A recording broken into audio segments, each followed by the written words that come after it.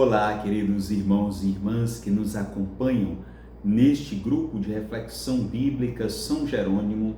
Sejam todos bem-vindos e bem-vindas neste dia 12 de agosto, terça-feira da 19ª semana do Tempo Comum. Hoje queremos refletir um pouco a partir do Evangelho que a liturgia nos propõe, a saber, o texto de Mateus, no capítulo 18, versículos de 1 a 5, depois o versículo 10 e, por fim, versículos de 12 a 14. É bom lembrar que o capítulo 18 do Evangelho de Mateus comporta o quarto discurso de Jesus, no qual o mestre do reino apresenta aos seus discípulos o discurso para a comunidade, chamado também de discurso comunitário ou eclesial, no qual o autor sagrado apresenta algumas dificuldades que aparecem no âmbito da vida comunitária, da vida eclesial. Dentro dessa perspectiva, nós encontramos o evangelho de hoje, diríamos ali, duas cenas. No primeiro momento, Jesus com os seus discípulos, que fala a respeito do reinado de Deus a partir de uma pergunta sobre quem seria o maior no reino de Deus. E no segundo momento ele propõe uma parábola, a parábola da ovelha perdida e do pastor que deixa as 99 ovelhas na montanha e vai em direção daquela que se perdeu. O ponto fundamental é entender que nós estamos aqui diante de uma dificuldade que havia na mentalidade dos próprios discípulos de compreenderem que a dinâmica do reino de Deus não se faz da mesma forma que a lógica humana. Sim, nos poderes e nos reinos humanos, há muitas vezes aquele que é mais importante, aquele que tem uma precedência, mas o que nós precisamos entender é que o reinado de Deus é um reino de fraternidade e não de competição. É um reino de humildade e não de opressão. E diante da pergunta instigante dos discípulos, quem é o maior no reino de Deus, Jesus, de forma muito prática, traz uma criança, coloca no meio deles e apresenta que a meta do discípulo do reino é justamente tornar-se como uma criança. Alguém que tem total confiança naquele que é pai, alguém que se disponibiliza ao encontro do outro, que é marcado pela pequenez, pela humildade, que não coloca as suas confianças em si mesmo, mas naquele que o protege, que é imagem de Deus Pai. E nesse sentido, o discípulo do reino não pode ser alguém cheio das suas próprias certezas, das suas próprias seguranças, mas alguém que se disponibiliza àquele que o protege, ao Deus que é Pai. Nesse sentido, nesses primeiros versículos, Jesus nos convida a uma postura kenótica, a uma postura de esvaziamento, de tornar-se pequeno. Nesse mundo que muitas vezes nos ensina a competição, nos ensina a querer ser o maior, a querer diminuir o outro, o reinado de Deus é um processo de esvaziamento. E nesse sentido, as crianças nos ensinam bastante. Nesse sentido, elas nos mostram que a pureza de coração deve ser verdadeiramente uma meta na nossa caminhada. O segundo ponto é então a parábola da ovelha perdida.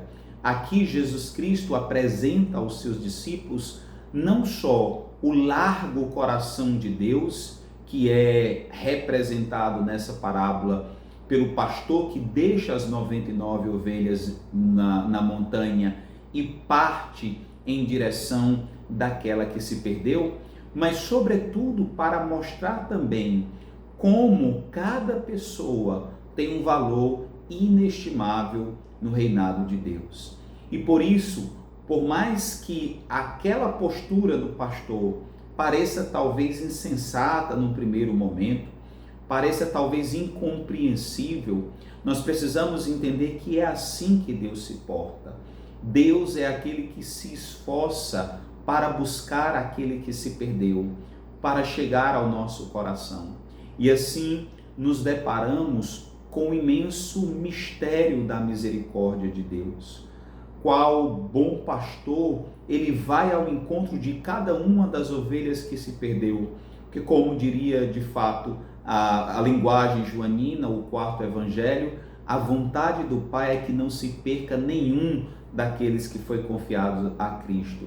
E nesse sentido, a palavra de Deus hoje nos chama também a ter essa postura de misericórdia e, sobretudo, entender um Deus que alarga o coração para ir arriscar-se atrás daquele que se perdeu ou daquele que se perde. Nós, muitas vezes, agimos pela dinâmica da retribuição, diríamos assim, mais emocional. Não, ele que se perdeu, ele que quis se distanciar, ele que não quer estar conosco. Mas o esforço do pastor é sempre tornar o seu povo um só rebanho, guiado por um único pastor. E para que isso possa ser concretizado, o mistério da misericórdia atua de forma insistente, persistente, até alcançar o coração humano. E é por isso que é importante perceber o valor inestimável que cada pessoa, porque não é só uma ovelha, ou se a gente olha para a linguagem lucana, não é só uma dracma perdida, é um filho que se perde. E Deus é aquele bom pastor que vai ao encontro de todos, no objetivo último de que todos vivam uma fraternidade autêntica. Porque no reinado de Deus não há lugar para competição. Nós não devemos buscar os primeiros lugares. Como dizia o apóstolo, a rivalidade que é aceita é a rivalidade no amor. Que nós possamos nos esforçar para ver quem consegue amar mais o outro. Fora isso, toda competição, todo desejo de engrandecimento, todo aquilo que quer nos colocar um contra o outro, não vem de Deus e não alimenta o espírito fraterno do reino por ele inaugurado.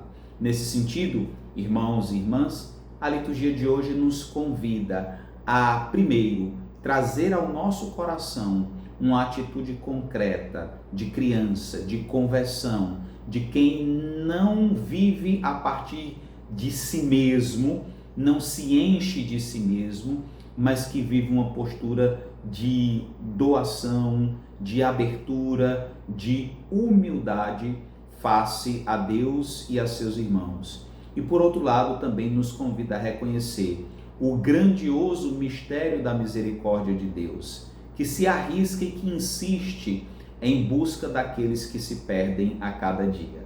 E nesse sentido, somos nós também chamados a viver em comunidade, não competindo, não rivalizando pelos primeiros lugares, mas sendo sempre testemunha do Cristo que amou a todos, do Cristo que busca cada um daqueles que se perderam.